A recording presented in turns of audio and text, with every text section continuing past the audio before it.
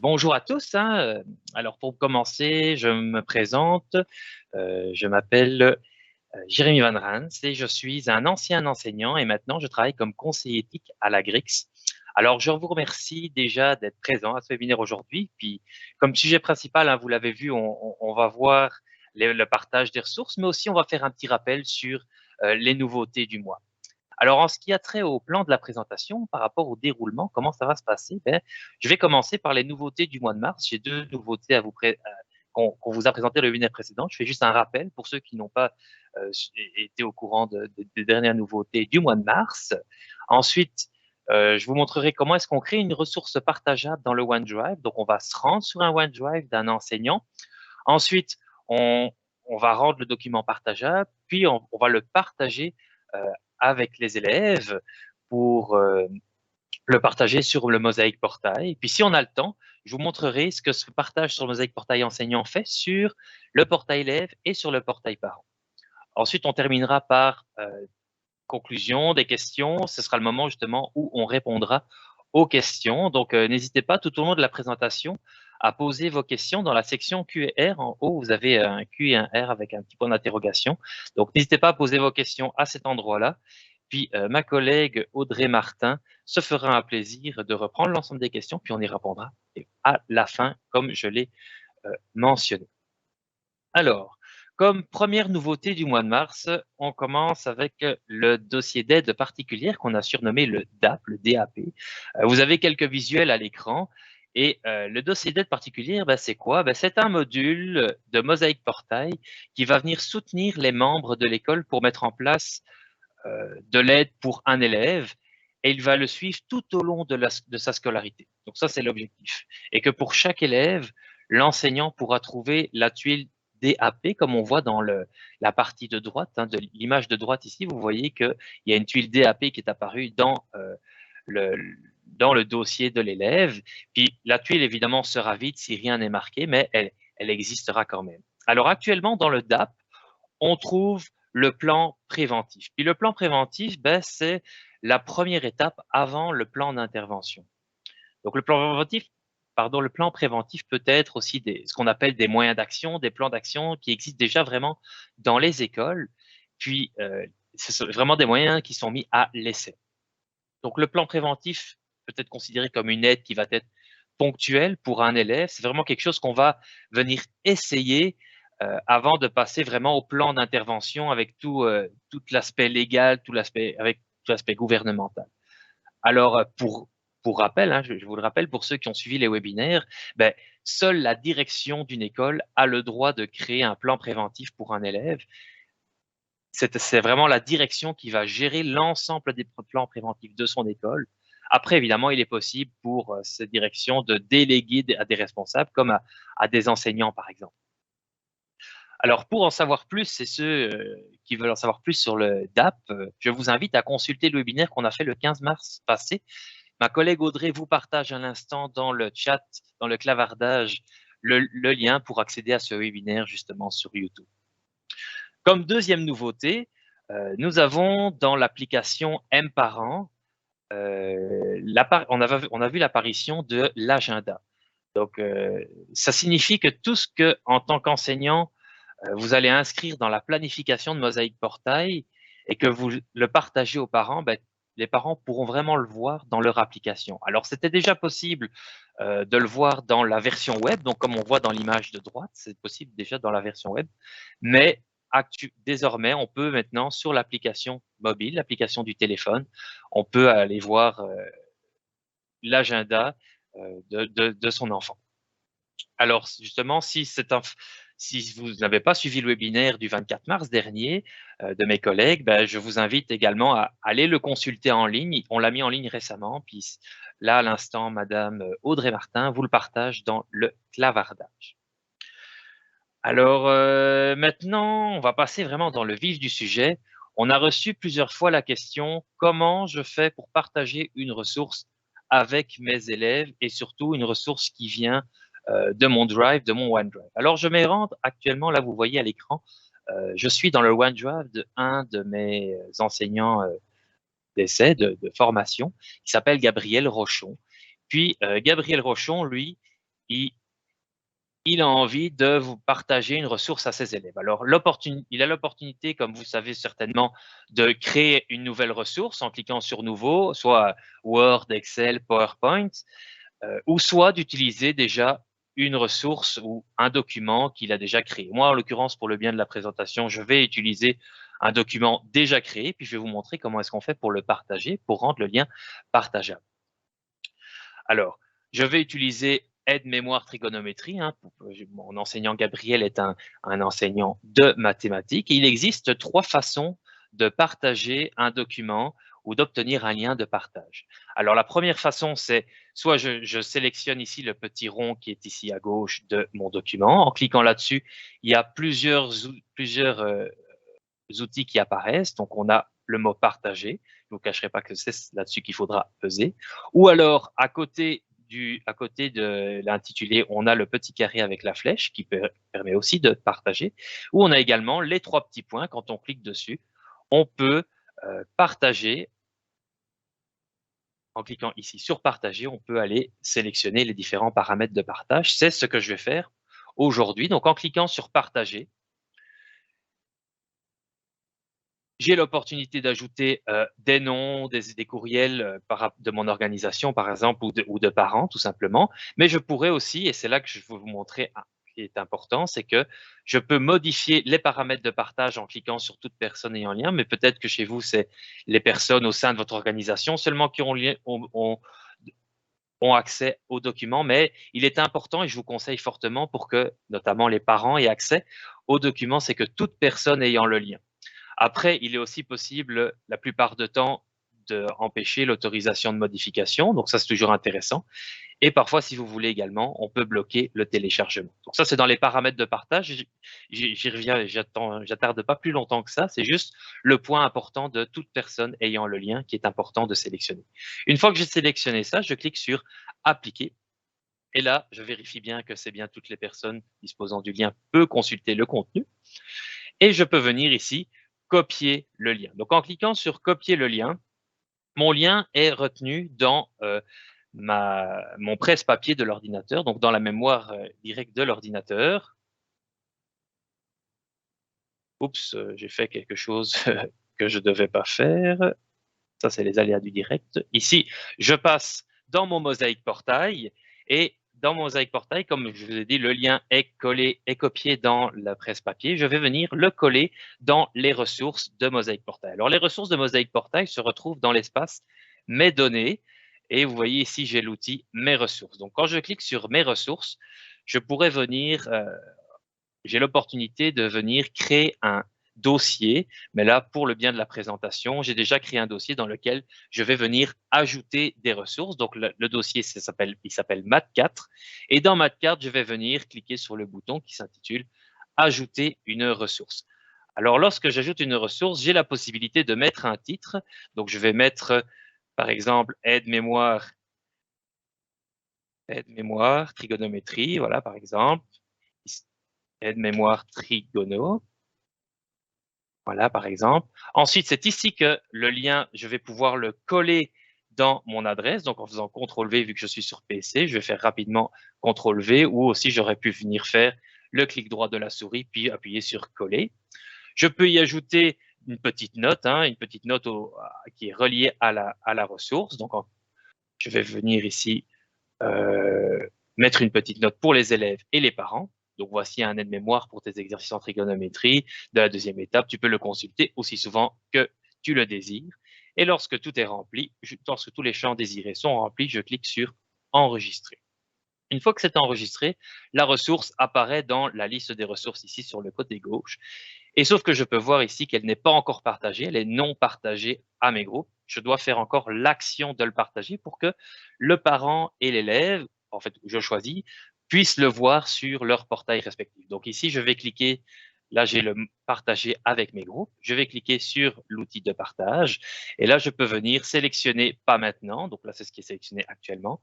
Je peux choisir les élèves et les parents ont accès à la ressource ou les parents seulement. Là, pour le bien de la présentation, je vais sélectionner élèves et parents. Et ensuite, je viens sélectionner mes groupes. Quel groupe de mathématiques? Par exemple, lui et lui. Et là, à ce moment-là, une fois que je clique sur partager, c'est instantanément partagé aux deux groupes que j'ai sélectionnés. Et là, on peut voir que aide-mémoire trigono, j'ai deux groupes auxquels c'est partagé. Alors maintenant, je vais vous montrer le visuel de ce que ça fait, ce partage d'informations pour justement que l'élève ou le parent ait accès à la ressource pour soutenir son jeune. Donc, je vais dans le portail, le Mosaic Portail, sous le nom de Camille, qui est une de mes élèves. Je vais rafraîchir la page, évidemment. Voilà, je rafraîchis la page. Puis en rafraîchissant la page, je peux aller voir dans l'onglet ressources, et dans l'onglet ressources, sous mathématiques, je peux voir qu'il y a aide trigono qui est apparu avec le petit message, la petite note directement qui apparaît ici. Alors vous voyez, c'est quasiment instantané, que dès que j'ajoute une ressource dans son portail, il la voit, mais également si je l'enlève, elle disparaît automatiquement sous mathématiques, la ressource disparaît. Donc là, je peux vous montrer également le visuel du parent. Donc si je vais sur le parent et de nouveau que je rafraîchis la page, je suis sur le parent de Camille. Et là, en tant que parent de Camille, je vais voir dans l'onglet ressources. Je clique dessus. Je vais aller dans la matière mathématiques. Là, je vais aller dans la matière, pardon. Puis sous mathématiques, je peux voir que aide trigono est apparu directement dans le portail du parent également.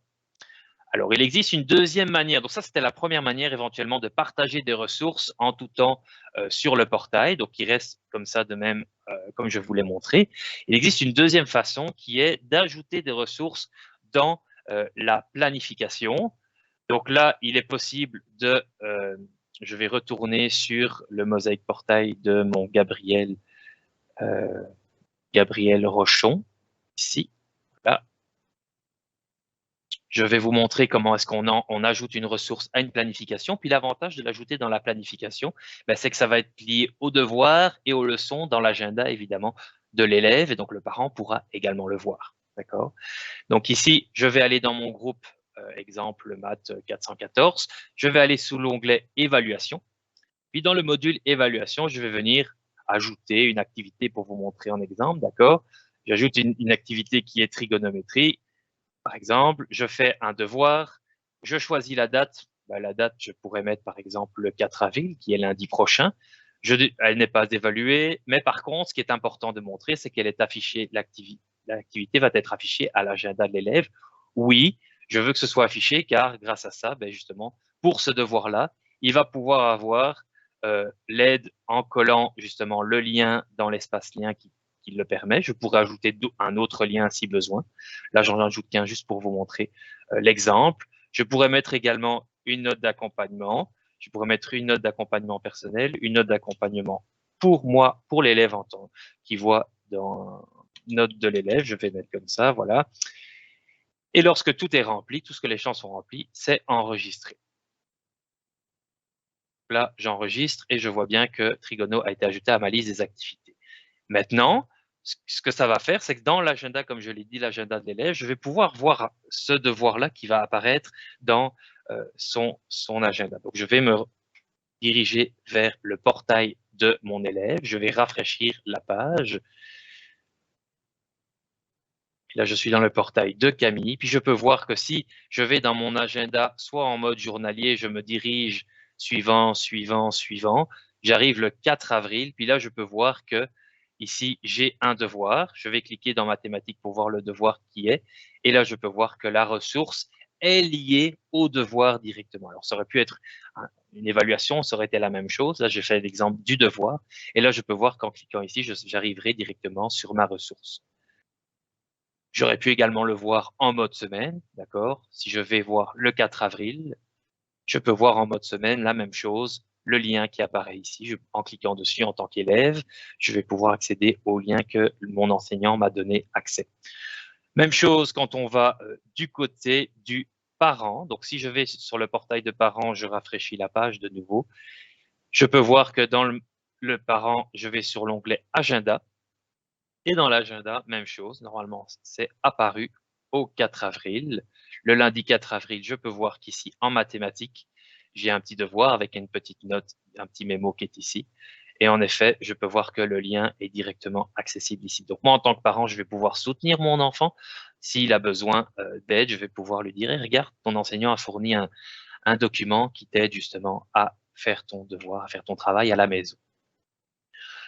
Alors, ça, c'était pour la présentation un petit peu des ressources, de comment ça marche dans le portail, de comment ça marche dans le portail, et puis de ce qu'on peut voir. Maintenant, quels sont les avantages à partager des ressources dans Mosaic Portail? Ben, je vous en ai sorti quelques-uns, notamment le premier qui est, ben, comme vous l'avez vu, hein, autant pour le parent et l'élève, ben, ils vont trouver les ressources qui vont être associées à l'évaluation ou au devoir. Donc, plus besoin de chercher dans l'agenda papier, on peut le mettre directement ici dans Mosaic Portail.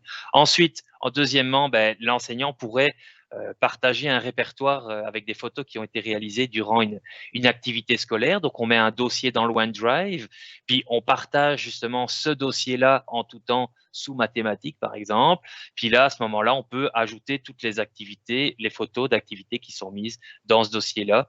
Et le parent et l'élève pourront avoir accès justement à ça.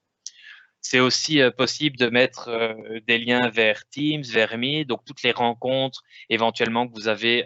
Là, je parle quand on était à distance aussi, on aurait pu faire ça, mettre les liens directement pour chacune des périodes accessibles via l'agenda du portail. Et un dernier avantage que je pourrais vous proposer aujourd'hui, il y en a d'autres, mais j'en ai cité que 4 ici, c'est que là, je parle surtout au primaire. Je sais qu'au primaire, on fait beaucoup de plans de travail, des plans de la semaine. Ben là, justement, on pourrait mettre chaque semaine le plan de travail soit dans l'agenda ou même dans les ressources en tout temps disponibles pour le parent et pour l'élève. Alors, ben c'est ainsi que j'ai fait le tour rapidement des ressources. Je finis mon webinaire comme cela. Et donc, le prochain webinaire, je vous donne rendez-vous le 26 avril à 16h30.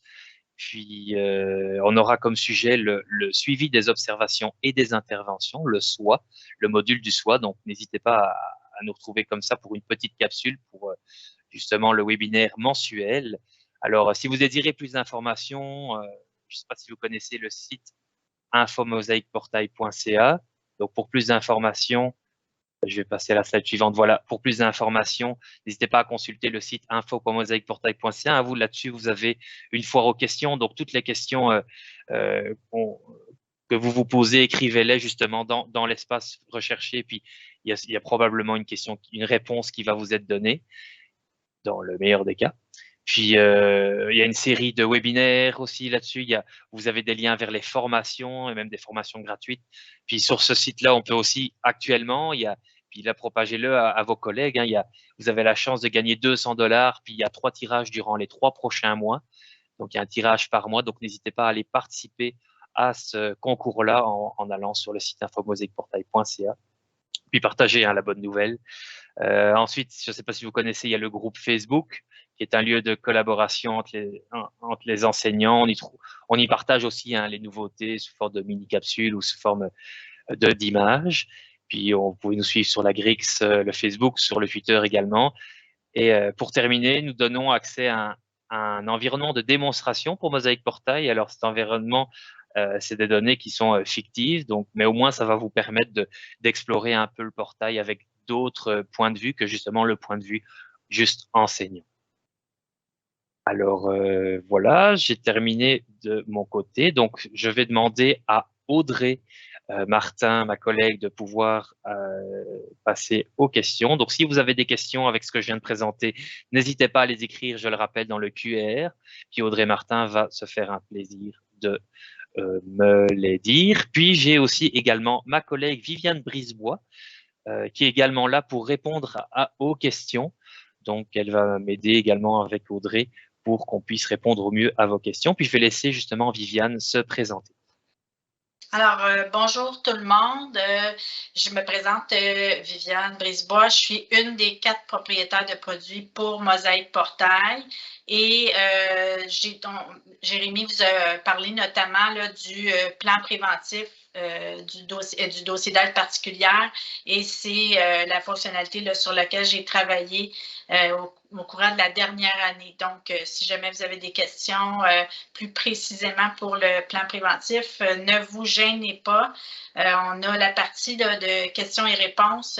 Audrey mentionnait, là, si vous pouvez utiliser cette section-là, profitez-en si vous avez des questions. Ça va nous faire plaisir d'y répondre. On va commencer de ce pas. Donc, la première personne qui nous avait posé une question, on était à ce moment-là en train de parler justement du DAP et elle demandait est-ce aussi disponible dans la section intervenant? Donc, j'imagine qu'on veut dire pour le portail intervenant, donc est-ce qu'un intervenant pourrait accéder au plan oui. Puis là, c'est sûr, Audrey, on fait référence là, au niveau d'intervenant et je sais là, que souvent cette question-là revient parce que vous n'êtes pas au fait là, de savoir c'est quoi votre corps d'emploi puis votre niveau d'intervenant, mais ce qu'on peut vous dire, c'est que si l'enseignant n'enseigne pas à l'élève, bien c'est sûr qu'on a une confidentialité par rapport aux enseignants qui n'enseignent pas à l'élève. Puis les enseignants de niveau 3, là, ceux qui ont une classe qui sont comme plus autres que les intervenants de niveau 1 qui sont avec les professionnels psychologues, orthopédagogues, et puis les intervenants de niveau 2 aussi y ont accès. Parfait. Ensuite, c'était des questions plus au niveau des boutons qui n'avaient pas apparu, les indicateurs. Donc, je crois que c'est M. Bissonnette qui faisait la remarque que les indicateurs ne s'étaient pas allumés lorsqu'il y avait des nouveautés quand on a mis les ressources. Je pense que c'était plus ça. Ça serait plus comme quand Jérémy a mis des ressources? Oui, qu'il n'y avait pas les petits boutons, le petit bouton rouge ne marquait pas qu'il y avait une nouvelle ressource, mettons que c'était ajouté ou quelque chose comme ça. Mais bon. OK. Ensuite, ça, c'est pas vraiment. Est-ce que dans le DAP, on aura accès au plan d'intervention des élèves éventuellement? Oui. Ce que je peux vous dire, c'est que si dans votre centre de service ou dans votre école, vous faites les plans dans le SPI, l'actuel SPI, là, on a un outil, je ne parle pas des formulaires, mais vraiment des plans d'intervention. Vous avez le PDF qui s'affiche dans Mosaïque Portail dans le dossier de l'élève et on a ramené aussi ce lien PDF-là dans le dossier d'aide actuel.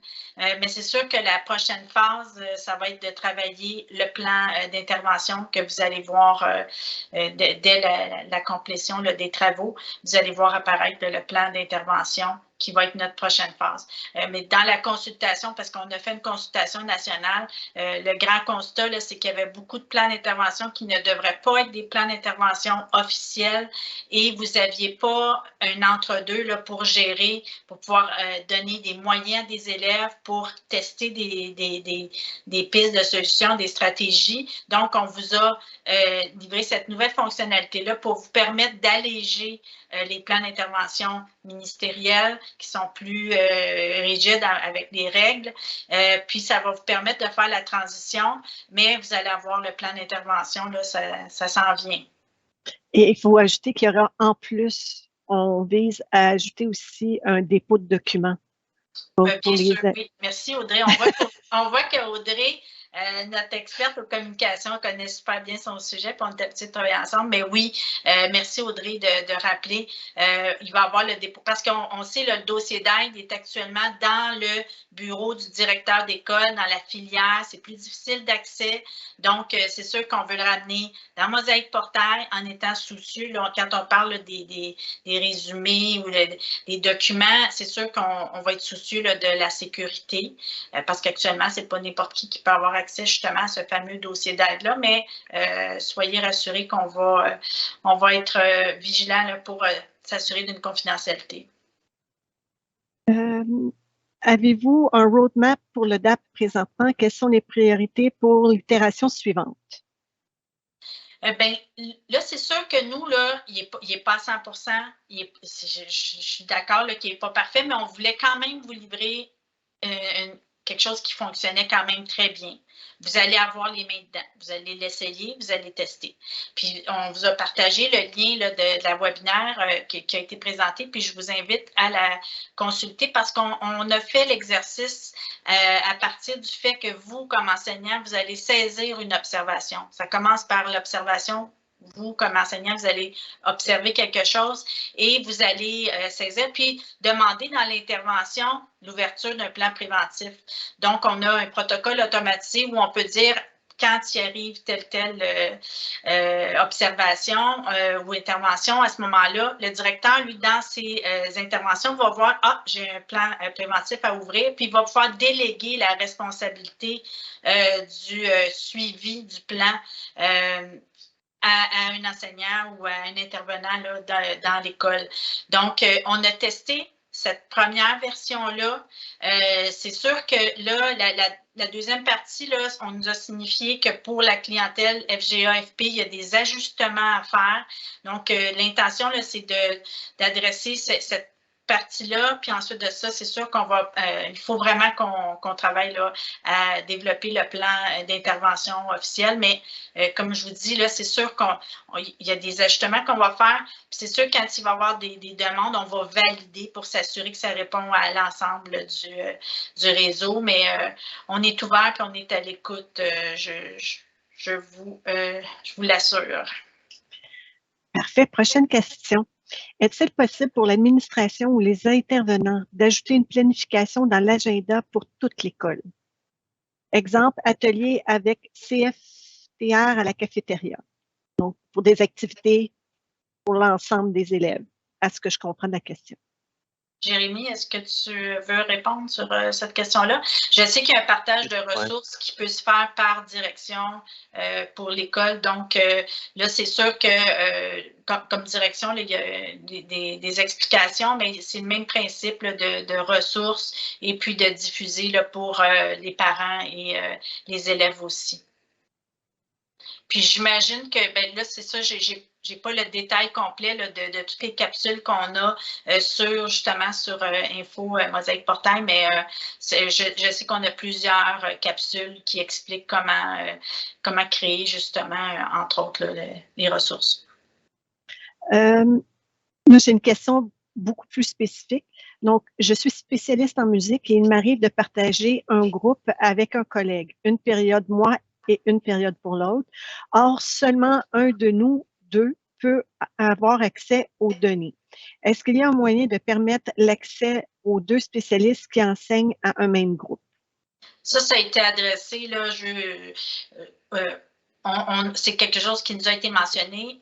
On a des travaux qui se font là sur, là je vais vous dire, c'est un petit peu plus technique, là, mais on appelle ça, nous, la matrice de données, parce qu'on a des personas avec des droits, mais on a des équipes qui travaillent actuellement là-dessus. Ça s'en vient où il y aura un peu plus là, des possibilités dans le centre de service de décider là, qui va pouvoir avoir des accès, mais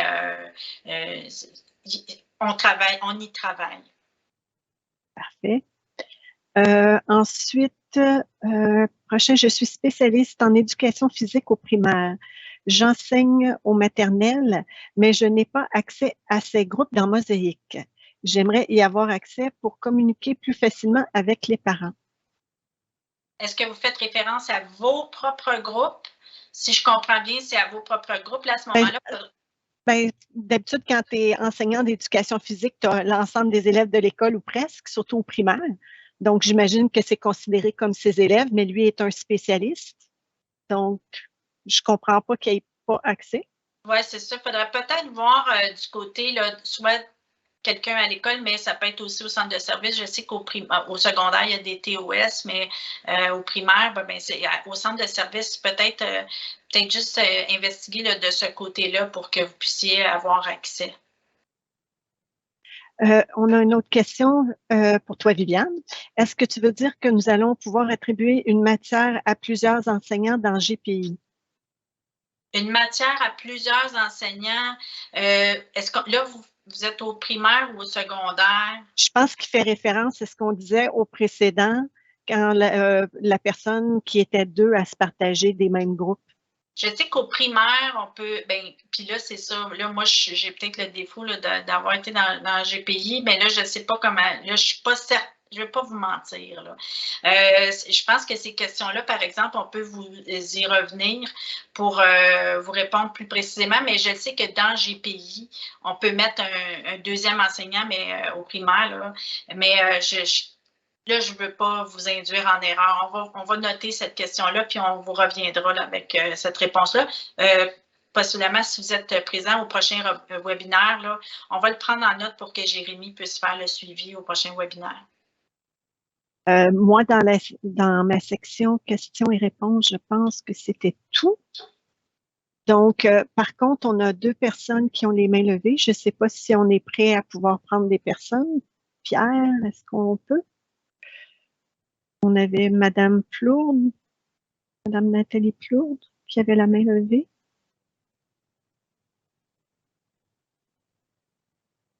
Madame Plourde, je crois que vous pouvez ouvrir votre micro. Oui, merci. Concernant la section intervenants, est-ce qu'elle va être développée éventuellement? Bien, on a déjà une section intervenants. Là, actuellement, c'est juste qu'on a mis une certaine sécurité selon les corps d'emploi.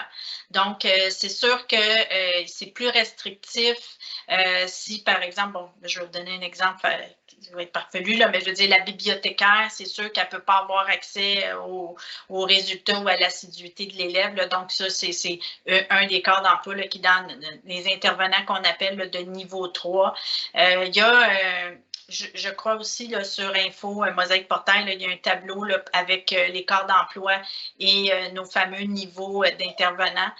Oui, c'est ça, Stéphane. Merci. Stéphane, c'est souvent une personne qui nous donne des bonnes informations. Stéphane, il mentionne que c'est le centre de service qui a cette information-là. Donc, puis Stéphane mentionnait aussi moi j'ai vu ça passer, mais dans le fond, c'est pour les mémos positifs versus ceux qui ne sont pas seulement que positifs.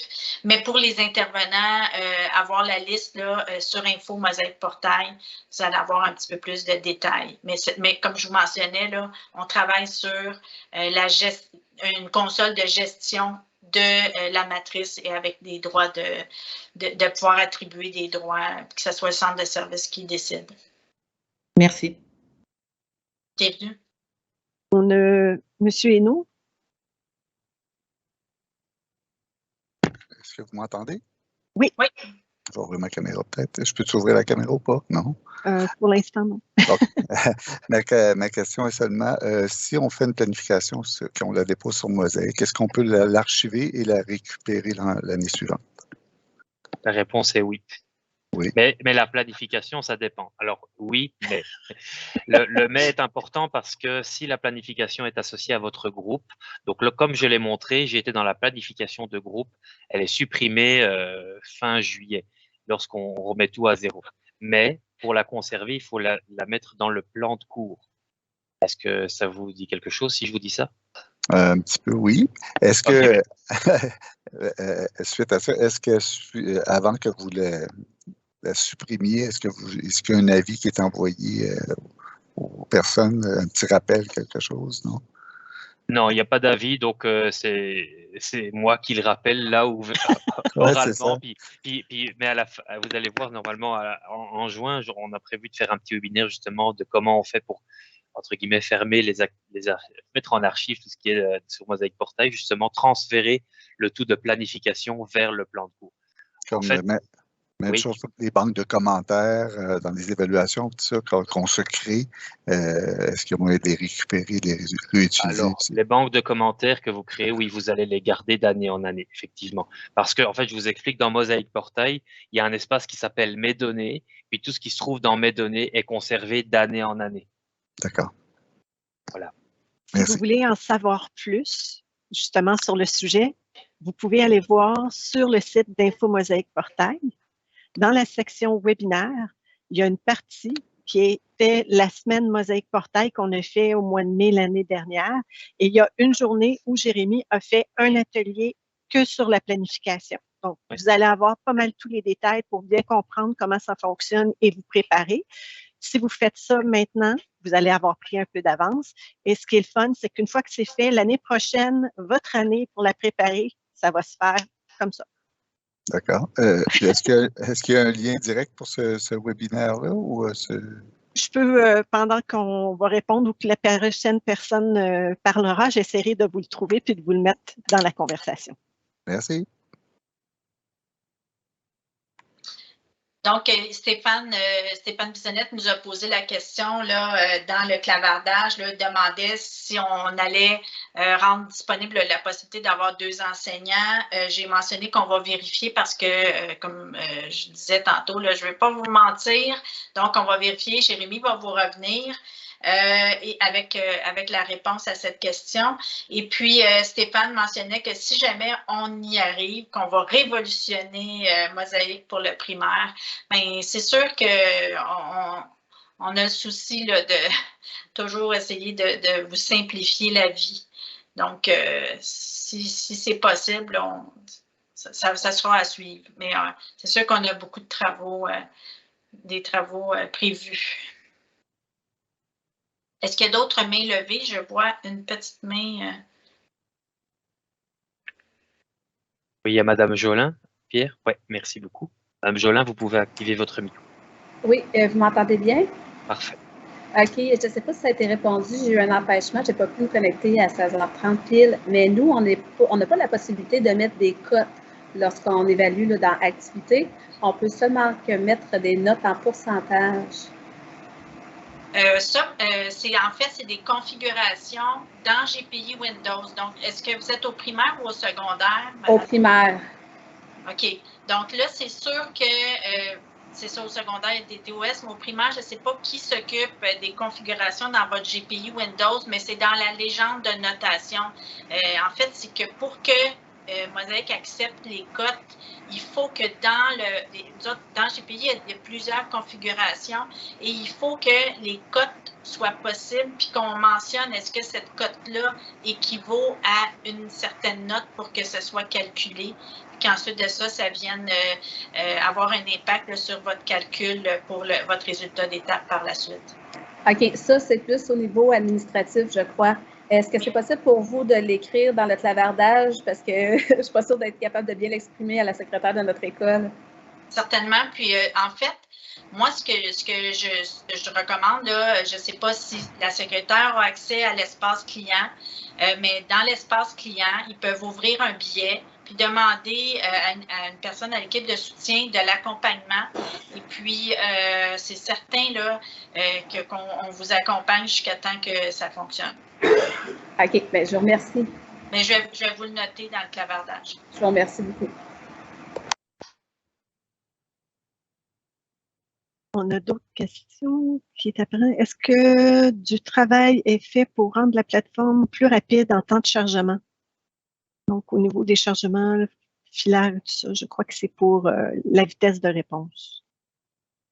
Puis, est-ce que c'est dans une section en particulier ou? Non, je pense que c'est pour le matin, tu sais, quand on utilise le temps de chargement des pages. Bien, je sais qu'il y a beaucoup de vérification là, qui se fait au niveau de la performance. Puis là, c'est sûr qu'il faut se rappeler là, que le matin, il y a beaucoup de présences qui se font partout, mais je sais qu'on a des équipes d'experts là, techniques qui vérifient justement là, les performances. Je pense aussi aux observations. Là, on a des travaux prévus là, aussi pour ajuster pour que quand vous allez saisir les observations, qu'il n'y ait pas ces lenteurs-là. Là. Ça, c'est dans les prochaines semaines là, que des travaux vont être effectués pour les observations. Là. Mais je sais qu'il y a de l'investigation aussi là, pour les performances. Est-ce que c'est... Moi, c'est tout ce que j'avais dans la section questions et réponses. Je ne sais pas s'il y a d'autres personnes qui auraient encore des questions. C'est le temps. Donc, si vous avez des questions, n'hésitez pas. On est encore là pour y répondre. Donc, ça peut être sur le sujet du jour ou toute autre question. Ah, on a une question. Bienvenue, Stéphane. Arrange ton micro, Stéphane. Il y a Stéphanie Gagnon qui aurait une question. Vous pouvez y aller, Madame Gagnon. Votre micro est pouvez activer votre micro. Oui, moi, c'est concernant la communication massive. Je voulais savoir, lorsqu'on envoie un communiqué, là, combien de temps que ça prend? Parce que j'en envoyé un tantôt, puis il me disait que ça pouvait prendre quelques minutes selon la longueur du communiqué. Mais Quand vous me dites communication massive, vous êtes à quel endroit exactement? Est-ce que vous êtes dans l'envoi massif de Mosaïque Portail? Oui. OK. Parce que ce qu'il faut comprendre, là, c'est vous aviez combien de destinataires dans votre envoi?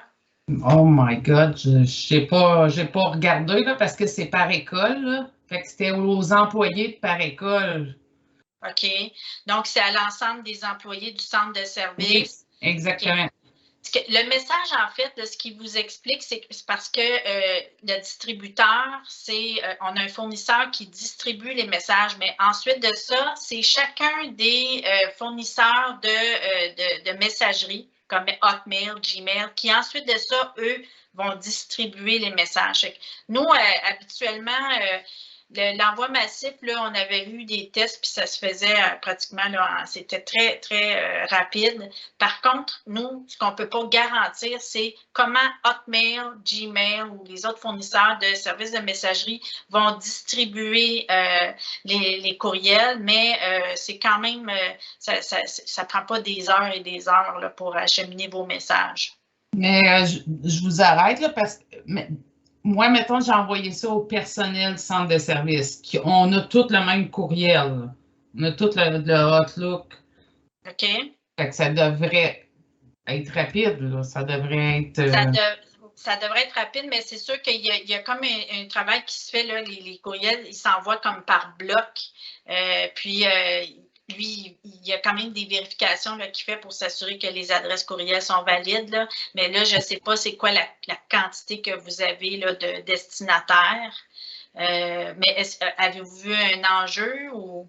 Ben oui, tu sais, mettons une demi-heure après que je l'avais envoyé, les gens n'avaient pas reçu encore.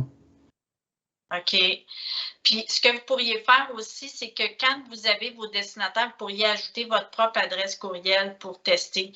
Puis, ce que vous pouvez faire, là, quand vous êtes dans votre envoi massif, vous avez dans la section du bas la possibilité de tester juste votre message. Je l'ai fait. Donc, juste pour vérifier, est-ce que vous aviez un hyperlien dedans pour avec une documentation? Oui. C'est que c'est ça. Fait que vous avez testé avec juste votre adresse. Puis, moi, ce que je recommande aussi, c'est d'envoyer aussi, si vous avez une adresse autre que du centre de service pour tester quand on va comme à l'externe. Mais là, vous me dites que c'est juste des employés.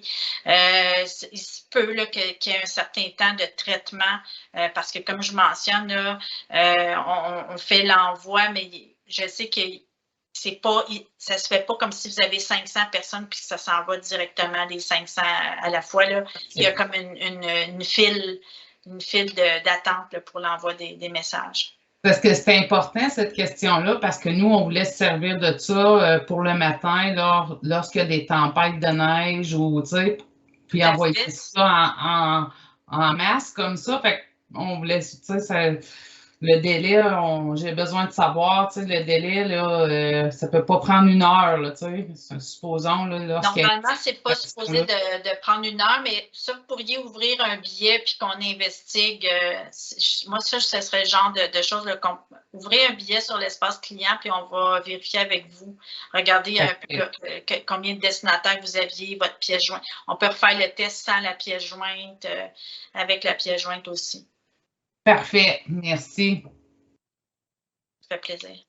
Prochaine personne qui voudrait poser une question, on a Mme Mallette.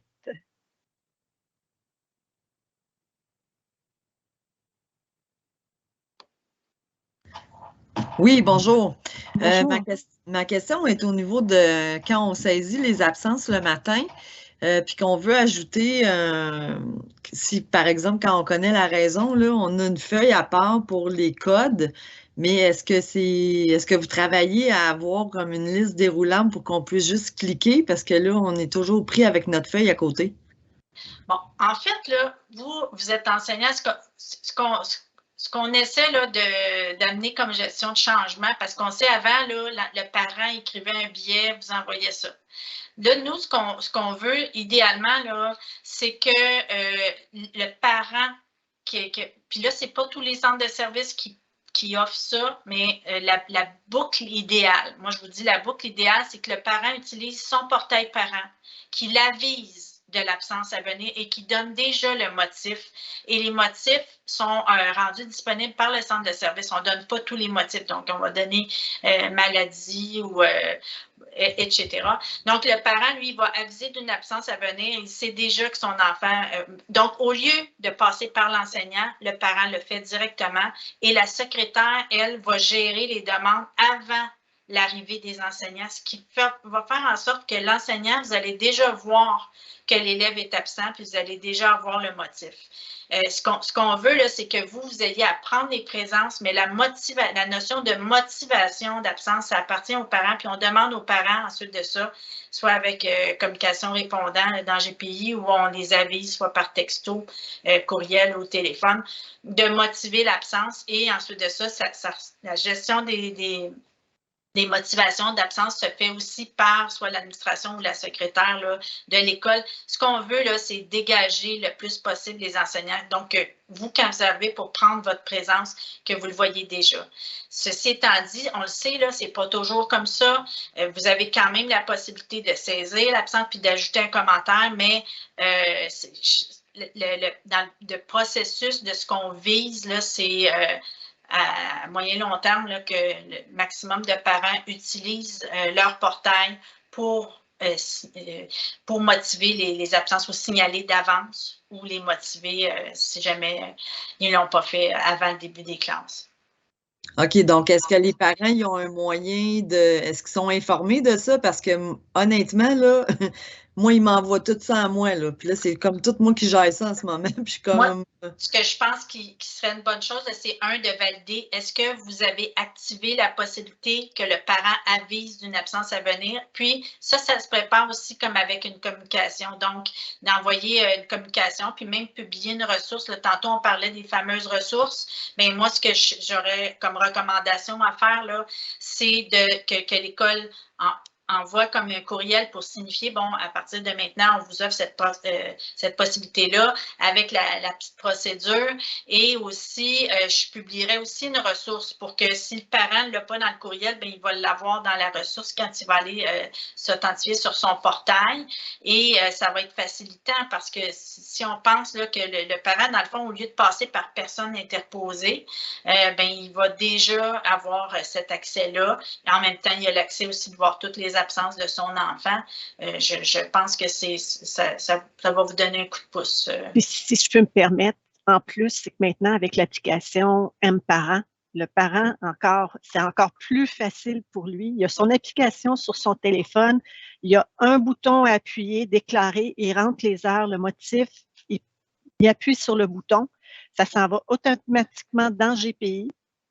La secrétaire a juste à aller cocher quelque chose pour dire « c'est beau, je l'ai vu, on le sait, on est au courant » et tout est entré automatiquement.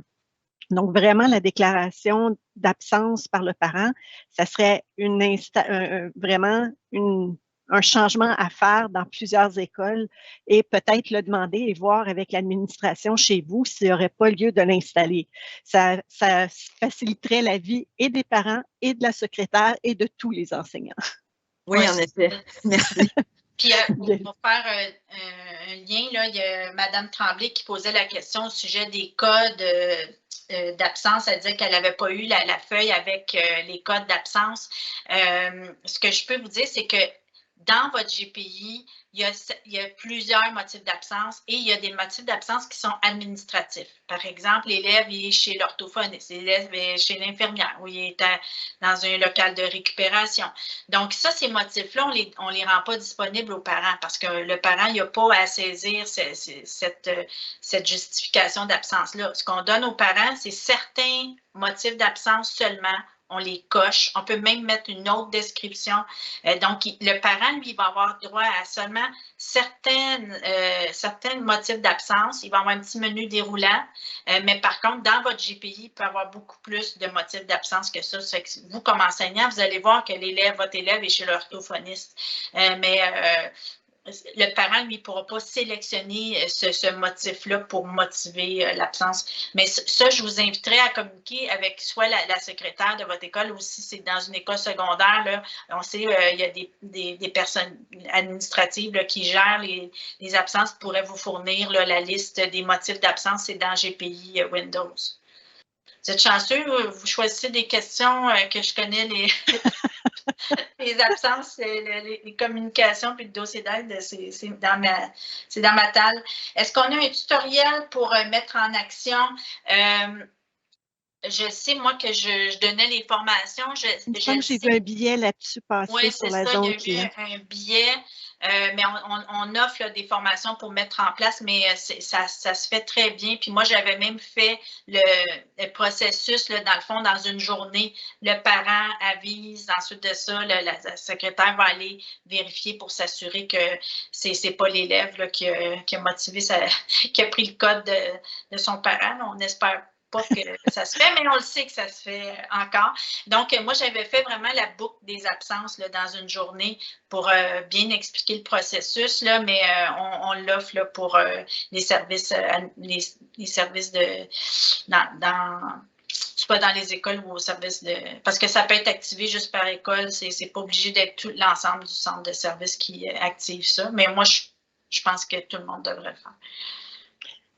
Je pense, est-ce que ça répondait à votre question? Je crois, le micro est fermé de nouveau. On pourrait passer à M. Hainaut. Oui, je vais juste vérifier. Je ne sais pas si c'était local comme problématique, mais aujourd'hui, on n'a pas eu accès du tout à Mosaïque toute la journée. Puis là, je vois que ça vient de revenir. On a eu une journée chaude. Là, je vous dirais qu'aujourd'hui, ce qui arrive, c'est qu'aujourd'hui, il y avait un passage, il y avait une modification technique derrière. Là, je vais vous épargner là, les détails, mais c'était un changement de technologie. Et ça a fait en sorte, nous autres, on fait toujours des tests de qualité, puis quand ils ont fait ces tests-là, c'était correct, mais rendu aujourd'hui, ça n'a pas bien été. Puis c'était comme, nous autres, quand on a plusieurs niveaux de sécurité, mais là, quand on est en P1, il y a bien des petites abeilles qui se font aller. Puis je peux vous dire que toute la journée, j'en ai vu passer. C'est que, oui, la situation a été rétablie, mais oui, c'était pas prévu du tout. Là, c'est sûr que je pense qu'il y a encore des gens qui vont travailler ce soir, mais ça devrait être revenu à la normale, là. J'avais mis ça sur le compte des orages électromagnétiques qui nous annonçaient une nouvelle hier, les éruptions solaires, mais ça ne semble pas être le cas. Non, ça ne semble pas être le cas, mais c'est ça, on a des bonnes équipes là, qui y travaillent. C'est ça, je pense que c'est revenu. Je peux regarder. Oui, je viens de regarder ses revenus. Oui. C'est bon, c'est ça. C'est que ça devrait être stabilisé. Merci. Merci. Merci beaucoup. Est-ce qu'on aurait d'autres questions? Sinon, on pourrait clôturer. On pourrait clôturer. Oui, parfait. Alors, un grand merci d'avoir participé à ce webinaire, puis d'avoir posé les questions. Puis merci beaucoup à tout le monde. Et puis je remercie principalement aussi mes collègues Audrey Martin, Viviane Brisebois, puis aussi Pierre Béliveau, que vous ne voyez pas, mais qui a la technique en arrière. Puis merci à vous trois. Puis rendez-vous au 25 avril prochain. Puis à bientôt. Au revoir tout le monde. Au revoir. Bonne fin de journée.